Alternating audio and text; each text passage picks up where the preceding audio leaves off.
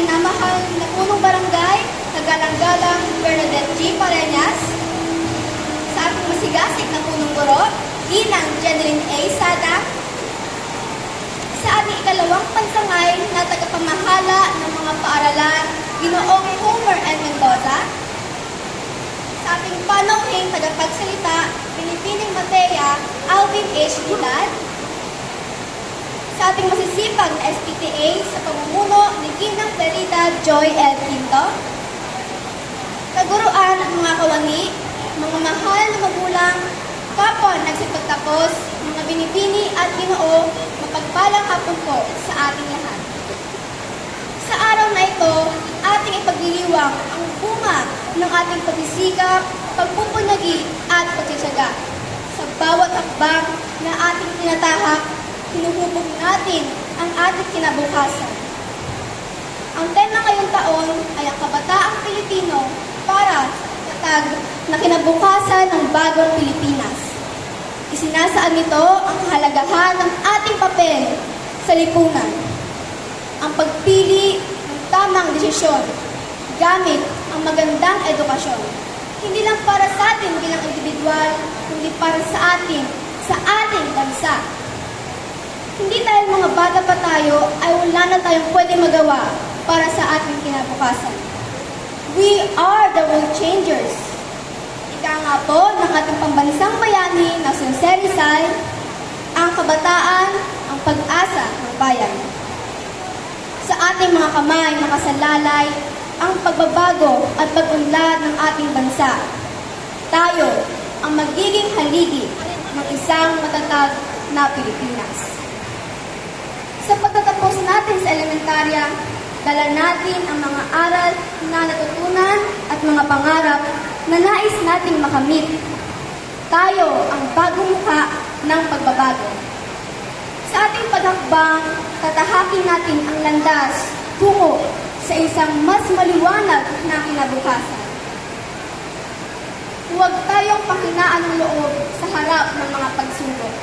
Pagkos, gamitin natin ito bilang inspirasyon upang magpatuloy patungo sa ating pangarap.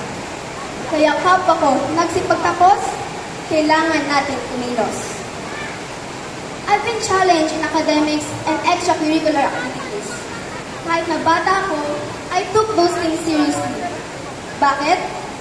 Dahil lagi akong determinado mag-excel sa klase.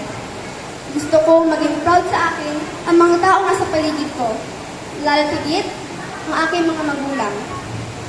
It both gave me good and bad benefits. Good, because this gave me a title and made my name stand out. Nakamit ko ang magagandang impresyon sa akin. And bad, because they started expecting higher food. Expectations after expectations. Kailangan ito ang gawin mo. Dapat ito ang maabot mo. And be the best. I was under total pressure. Sa paglipas ng panahon, naging takot ito.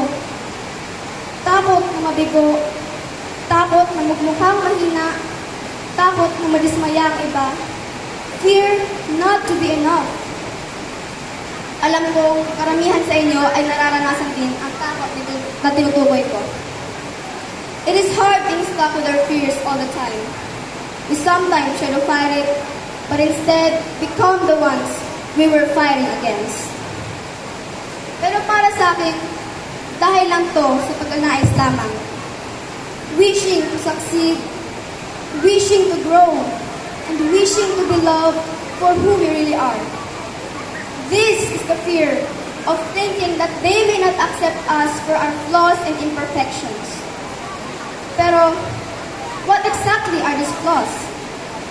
Yun ba yung mga panahon na hindi mo nakamit, yung dapat mong makamit? Running for first, but instead became the second? Pero sa takot na lang ba iikot ang buhay natin bilang mag-aaral? Siyempre hindi. So you might ask me, how did you conquer and face your fears? Tumigil ako mangarap lamang. And I started taking steps one by one. I stood with the help of God, and with the help of my family and friends, and I stood with the help of myself. Sa lahat ng aking pagkakamali, determinado at desidido na akong baguhin ito. Iniba ko rin ang aking pananaw sa pressure na nararamdaman ko noon.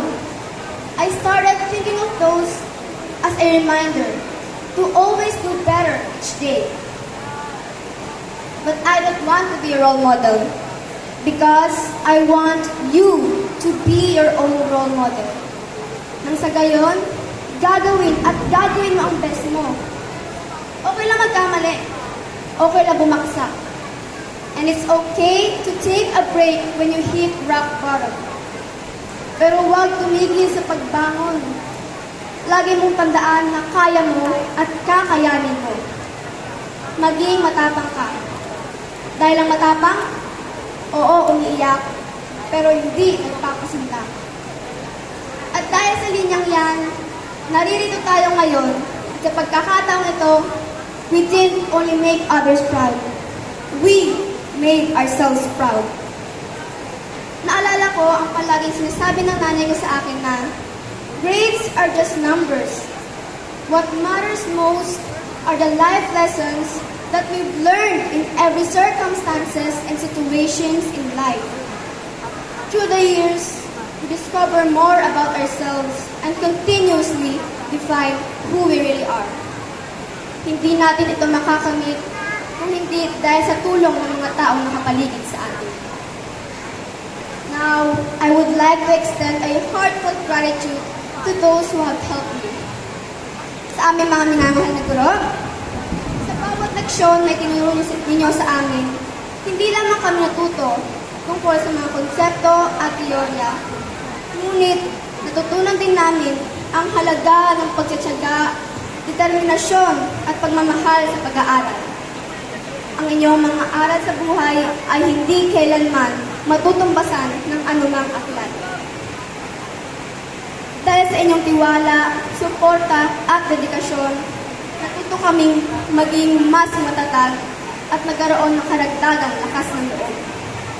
Tunay na bahagi kayo sa aming tagumpay. Naway, patuloy kayong maging inspirasyon sa iba. Maraming salamat po sa mga alaalang ating nabuo. Mananatili itong nakaukit sa aming mga puso. And of course, to the teacher who holds the biggest part of my heart, Ma'am Grace Luyon, thank you for not only being my second mother, but also for being my best friend and best coach. Salamat po dahil lagi kayong nandyan at sa laging pagtitiwala at sa laging pagsabi sa akin na kaya ko. You are the best teacher I could ever imagine and I genuinely mean that.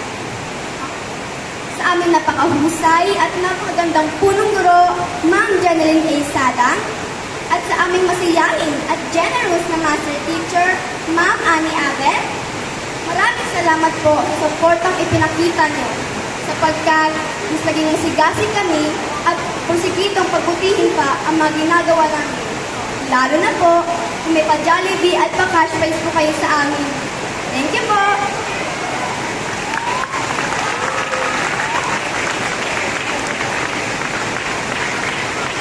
Simula nang ako'y maging estudyante dito sa PSES, naging pangalawang tahanan na natin ang paaralang ito.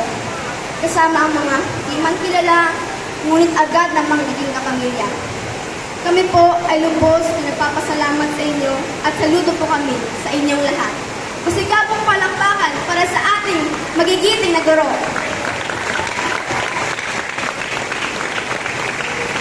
To my friends and schoolmates, thank you for not only being my second siblings here, but also for being my greatest cheerleaders. Especially to my best friends, you know who you are.